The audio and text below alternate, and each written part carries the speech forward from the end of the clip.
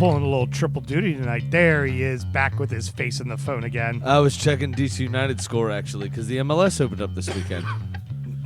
Yeah, no so good. No go so good. No, 2-1 loss. Yep. They did. Yep. But hey, we got some FA Cup to worry about this week as well. Well, that's all that's important because I'm the only one in this room in the fucking competition. Let's start the show. Got all over me. I fucker. tried. Sorry. You wanted a back and forth. I tried to give you a back and forth. Oh, you just got to learn and be better. God. Will you just stop disappointing Jesus me? Christ. Hello and welcome to the Drunk United Football Show, a completely biased preview of the FA Cup is told by two common American schmucks. And one of them is holding a hammer. That's what Ancelotti was saying when he was at the is ref. that- yeah. It was, you learn and be better. Well, you know what? Off you go. I'll take care of this. Off you go. Okay, please. I can go to bed. The beauty of where we record, my bed is 2 rooms away. I could just go into it and go to sleep. All right, so let's go ahead and get down to it, Sammy. We got 16 teams left. We're down to the round of 16. Yes. We have- Business end, as many people would like to say, of the competition. Yep. So we have 10 teams left in the Prem, which is typically not the case. Normally you're down to like maybe 8 or so at this point. Yeah, there's normally a bit more cup sets, as they like to call them, upsets in the cup. Can you hear that? Is that what that was? I just also the table was shaking and I'm looking over and your beer can and I honestly was trying to decide, are we having an earthquake or is Graham just really excited? Just rocking back and forth. That's Show it. goes to a screeching halt. Very excited. So we have 10 teams from the Premier League. Yes. We have 5 from the Championship and only 1 from League One, which is who you will be playing the first game on Monday. Going down the South Coast to face Portsmouth. Yes. Now I'll say the following. Obviously, this is a game you should win, and you should win with ease. But something to be said about the lowest team still hanging around, and not that we talk about it a lot, but that team is in exceptional form right now. And you got to go into one loss in the last 10, maybe? And you got to go into their building. Yes. They are feeling confident. God forbid they go up 1-0. The other thing we talked about on the main show is how the race for the top 4 is heating up and how basically to 12th, points-wise, has a realistic chance of finishing in 4th. Yeah, it's there to be had. Especially on Chelsea's form, right? It's not like we're all winning games at the same time. Chelsea's so inconsistent that 4th place is a realistic opportunity for any team. Absolutely. And so is Mikel Arteta going to put, heart into this game? Arsenal have a rich history in the FA Cup, obviously, being tied for the most FA Cups in history. Right. So with Manchester United. It's a competition you guys take very seriously. Absolutely. Both on 7 trophies, I believe. We're also playing the team in Portsmouth who have the record for most consecutive years holding the FA Cup. Well, there was this whole World War thing that happened in between. I was going to say it's probably the only time Hitler has ever been thanked for anything. But yes, World War II broke out and the FA Cup was suspended. So Pompey won it in 1939 and then retained it for 6 years because of that. It wasn't played. Yeah. So here's a question for you. Then I throw it to you, Sam. Okay. And I don't throw it as a jab. I throw it as an honest question. Considering that Arteta was a player for the late year Wenger teams that would have the typical late year Wenger collapse, the AKA bow out of the Champions League, bow out of the FA Cup, suddenly go from being 2nd place battling for the league to suddenly being down in 5th place. Do you think that changes because it's someone that is so hyper aware of it that he's going to kind of try to keep these boys focused? I think it is too early to tell. And I know that's a cop-out answer. I'm aware of that. Right. But he inherited Unai Emery's squad. Right. He did not inherit Arsene Wenger's squad. And Unai Emery's squad had a collapse. Had a lot of faults. Yeah, some of those guys are old Wenger guys. Yeah, Ozil. But they had bigger faults. Aubameyang, Lacazette. They had bigger faults, though, under Emery. We've already seen a change in their energy levels. We've seen a change in their desire.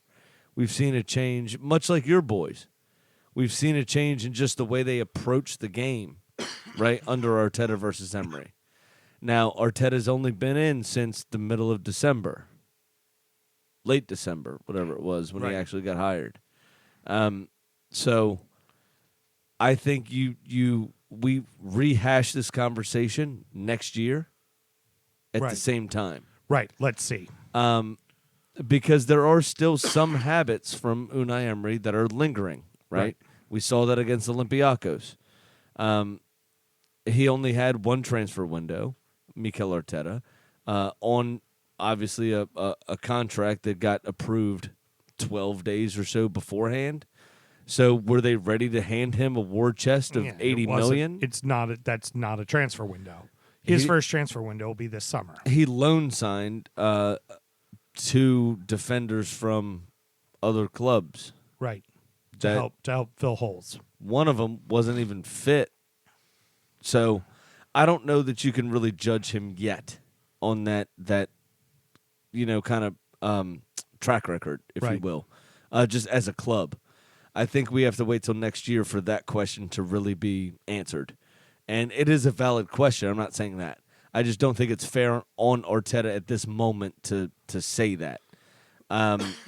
However, the way that we have played, we have, 3 league wins under Arteta, 1 Europa League win, which ended up getting overturned in the reverse leg. Obviously, we got knocked out of the competition. Right. And a multitude of draws under Arteta. So is the writing on the wall for Arsenal here?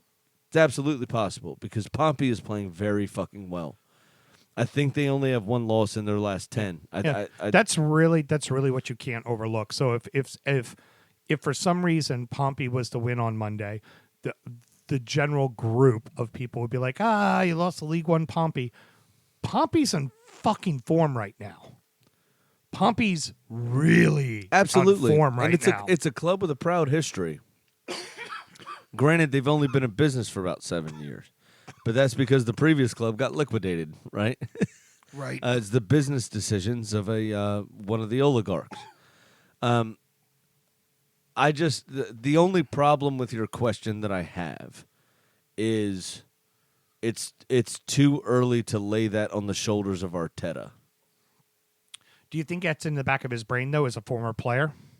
It absolutely could be. Yeah. 100%. That's because more of what I was getting at. Do you think he's more hyper mindful of it? Absolutely. Because he's experienced it multiple times while playing for Arsenal. So the guy that gets hired after the guy, right? Right. Always has to live up to what the previous guy did.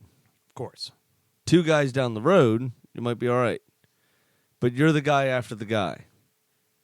Emery was supposed to be the guy, and he fucked up. Yeah. Right? We had the same collapse. David Moyes was supposed to be the guy after Sir Alex Ferguson. He fucked up. Yeah. Roberto Martinez was supposed to be the guy after Moyes. He fucked up.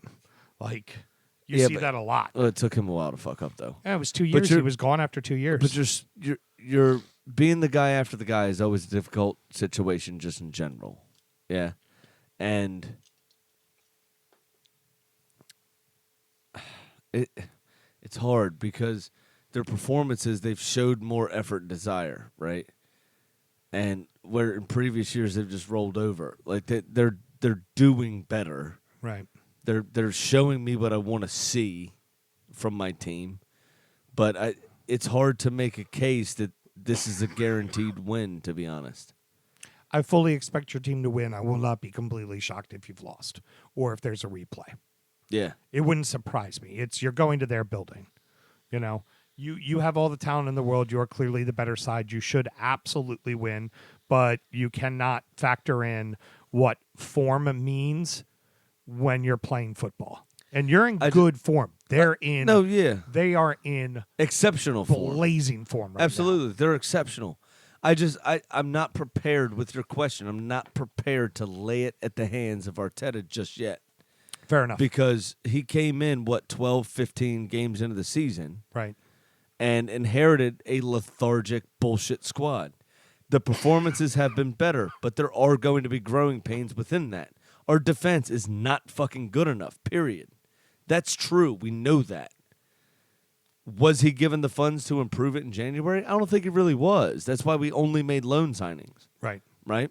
So we also have some injuries with Kieran Tierney and, now Kolasinac also with a shoulder. I don't know what left backs and shoulders have to do with each other, but apparently that's the deal. So I'm not prepared to just lay it at the feet of Arteta straight away. That's all I'm saying. That's the only problem with your question. I completely understand your question, and I agree that it's a point. Yeah. I'm not ready to lay the blame because it's been a partial tenure. Yeah. You know what I mean? So let's keep it rolling. On to Tuesday. You got 3 games on Tuesday.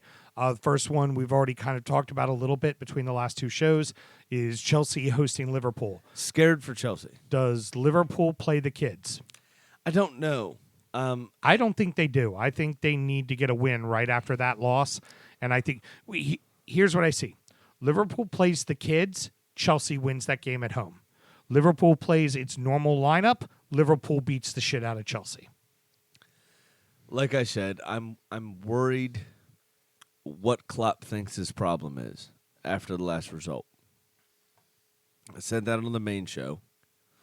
I'm worried that he thinks it's mental and or / but physical fatigue, and he rests the big boys. If they do that, Chelsea has a chance. Obviously. Their young kids are more experienced than Liverpool's young kids. Right. But it will be high school versus high school. Yeah, but Chelsea's young kids have been playing Premier League matches. That's what I'm Liverpool's saying. young They kids have more only been experience playing than FA Cup Liverpool's kids. matches. That's what I'm saying. Their kids have more experience than Liverpool's kids. So there's your argument for a Chelsea win. If you do, I don't think it was fatigue. I think you all are just getting lethargic. Go fucking prove yourself to me. Which is what I think is going to happen. Then you have the regular team start, and they put the fucking stones to Chelsea. Yeah, I think they take this game uber seriously this week. I think you could see it 3-0, 4-0 if that's the case. But if it's the kids, I think it's a 2-1, 2-0 Chelsea. Personally, I'd love to see a good old-fashioned 3 or 4-0 because that might take a whole lot of whooping out of them for us on the weekend. Fair enough. So. Yeah. All right, so the next game has Sheffield United heading to Championship side Reading. Reading has been up in the Premier League a few times, down a few times. They're kind of middle of the table currently in the Championship. But one thing that's worth noting, Reading has made it to the quarterfinals in the last 10 years. I think they've made it like 4 times, I want to say, like 3 or 4 times. Could be, yeah. They're really good in this tournament. So Sheffield, be ready. Just, at this point, if you've made it to the final 16, you've done something right. And your league, what league you come from, does not matter. And it really matters more on the Premier League team, what's going on in their current situation. Are you battling for Europa? Are you battling to stay up? These things start to really take factors in your games. Well, I would also say that currently, Reading are only 6 points clear of the relegation zone. Okay. However, they have a +2 goal differential. So they are firmly, I guess you'd say, mid-table. If you count 16th, the cutoff for mid-table. In a 24-team league, that's probably accurate. Yeah. But they're not great, obviously. There's a strong case for a Sheffield win. I think Sheffield is going to have. We talked about this earlier. They tend to rotate their squad very well. Yeah. And I think they will again, and I think they'll have too much because they're too organized. They're too tenacious. Everyone is bought. I agree. I agree. Everyone is bought into that system, right? From the guy from 1 to 29 in terms of squad numbers knows the fucking system, yeah. And I think they will execute. I think that's a very difficult squad to break down, and Sheffield United ultimately wins this game without a problem. I think Reading's more worried about ensuring their survival in the championship and then trying to push on next year for a promotion place. Pardon me there, kids. So in the other Premier League side going to a championship side match, we have Newcastle heading to play West Brom. Here's the thing. Newcastle, as we have noted multiple times, cannot score a goal to save their fucking life. And West Brom, while have been faltering a little bit because Leeds are starting to catch them, are still the number one team in the championship and almost by now getting pretty damn close to being guaranteed promotion. Very close. Just looking at it here, the championship table, West Brom are 1 point ahead of Leeds and 6 full points ahead of Fulham in the first playoff spot. They also have a plus 27 goal differential to Leeds plus 24. However, they have shipped 7 more goals than Leeds have. Just looking at the table. I think they are more worried about winning the championship than worried about the FA Cup. Again, Newcastle has to score a goal in order to win a game. Again, correct. And now plus 27 is a huge goal differential, right? They've scored 64 goals in 36 games. Yeah. So almost 2 goals a game. You're 1.7 maybe, something like that. I think West Brom's going to get this one. At home. I think it's West Brom. Especially the way that Newcastle played in the last round and the way they've been playing the last 2 or 3 games in the Premier League. You could make a very strong case, and I almost agree with you fully. Almost fully. No Willie Copter going to save you this time. No, it will not. You cannot willy that ball into the back of the net. All right, so let's go ahead and get into Wednesday. Will it, Mel? Like, speak it into existence? I mean, I got it. It's funny on 2 levels, so congratulations. Do you want a cookie? I wanted you to acknowledge it, is what I There you wanted. go. You've been acknowledged, Graham. Thank you. You're so good, Graham. I appreciate it. Has your ego been stroked enough? 49-49, undefeated. Oh, wrong show. Sorry. All right, so Wednesday also has 3 games as the Foxes welcome Birmingham City into town. No Jamie Vardy still. The Foxes aren't scoring. It's Nope. like the Foxes should easily win this game. The Foxes aren't fucking scoring. That's really ultimately the toughest part. However, Birmingham haven't either, to be honest. They've only scored 47 and 36. They're languishing in 15th in the championship with a -7 goal differential. I don't think it matters Whereas Reading right behind him had a +2, I think you said, goal Correct. differential. Yeah, that doesn't So, help. yes, +2, definitely. I don't know where Birmingham's going to come with the goals, but given their defensive record, I think no matter who Leicester throws out, they do score. So I have Leicester in this one all the way. I agree. And then in the sacrificial lamb game, the other Sheffield side, Wednesday, plays Manchester City. They get to host him at least, though, and get their asses whooped. Well, that is always a big part, right, of the FA Cup, is the lower league hosting the Premier League.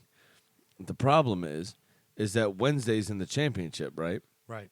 So they have a decent fucking ground. Yeah. It's not like the potato patch we talked about multiple Right. times of Newport County. Newport County, sorry. Where it kind of nullified the football that City want to play. Wednesday are in the championship. They have a decent pitch. City will be able to play their football. I don't think it's a problem. They also only have a +2 goal differential. Very low numbers, though. 44 against and 46 for during the championship season this season. But City is obviously on another level. City always seems to never, ever pull another Premier League opponent until like the semifinals of this competition. For like the past 8 years, they always seem to get the most favorable draws ever. That's true. They'll be like one League Two side left. City gets them. I'm not saying there's a conspiracy. So the final game of Wednesday has Tottenham with actually hosting Norwich. Notch. Yeah, Notch. But here's a thought. Tottenham has far more to focus on than the FA Cup, even though winning a trophy would be nice. Norwich has really not jack shit to focus on. I think Norwich will take a game to them. It's entirely possible, and some of the Tottenham players may need a rest, to be honest. After getting thrashed by Bayern Munich midweek, and then losing a very close game against Wolves at the weekend. Yeah. You may see a bit of rotation from them. And Norwich doesn't have that deep of a squad, and apparently Daniel Farke can't even explain Je t'appelle to anyone but his first team. True. And even they don't always grasp them. So I think Norwich will come out full strength. I think Tottenham will come out rotated a bit. And Norwich has a chance here. And then I think they'll get fucking raped in the next round. Because they'll end up getting City. Correct. Exactly. They'll get City at home, and City will remember, oh, wait, you beat us at your home earlier in the year. Or they'll grab It is now Pompey. time for you to lose 10-0. Or they'll get Pompey after they beat us. Heard. So It does please me to hear that there's a little bit of concern in your brain that you're like, oh, shit. absolutely. Pompey could fucking But get us. this, to be honest, obviously Tottenham should win it. I think Tottenham will win it, but you could make an argument. There is an argument to be had for Norwich to come out swinging here, and pull a Wigan basically. Oh, yeah, there's a chance for it. So the final game on Thursday, the only a solo game again, has Derby County hosting Manchester United. And what a game it is, because Wayne Rooney, Yes. coming back from DC United, and signing as a player coach for Derby County, will obviously be playing for the team that he made his name at, arguably. It's a dig at you. I hear you. Too tired. Also, he and scored his first professional too goal against tired us. and so- choking half to death to care. So well, you're fine. He's scored his Yeah, it was a first fucking professional goal lovely against one. us. Just underneath that, they I'll show do it for they you. Show, So- they show a commercial of it at like 4 times a week every Yeah. weekend. I'll do it for you so you don't have to. And Sorry, 4 times a day every weekend. going to a coughing fit Yeah. again. Derby has a chance here. They knocked him out of the League Cup last year. Derby definitely has a chance. They are languishing in 13th with a -3 goal differential. Just 46 goals scored, 49 against. They are, you'll love this, they are 12-12-12, Derby, in the championship this season.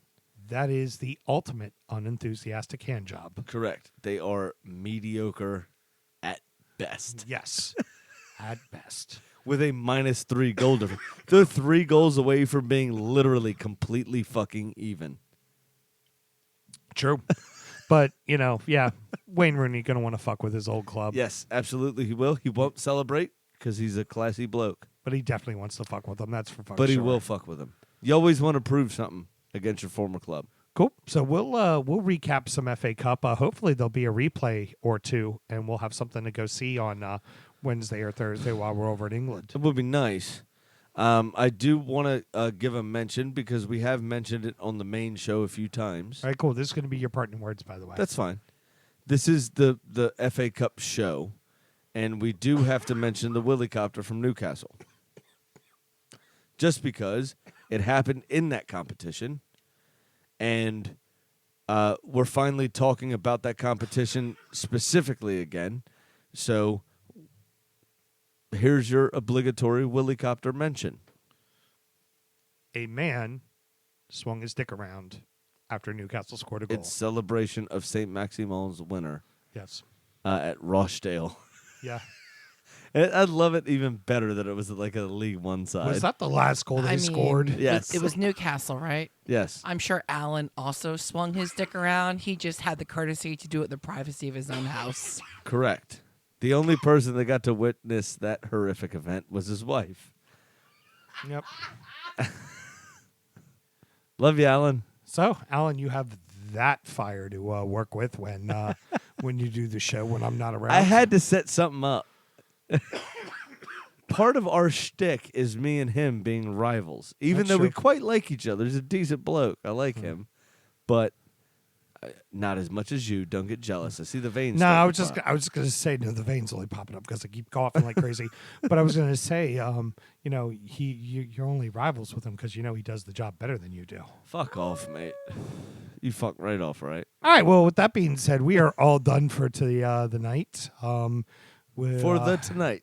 Yeah, we're going to be jumping on a plane Friday, heading on out to London, landing Saturday morning to catch Arsenal and West Ham. And Come on. We're going to record a bunch of stuff, and we're actually going to record the show from the hotel room in England and then Yes. send it back to Mel to put up. So you will have content next week.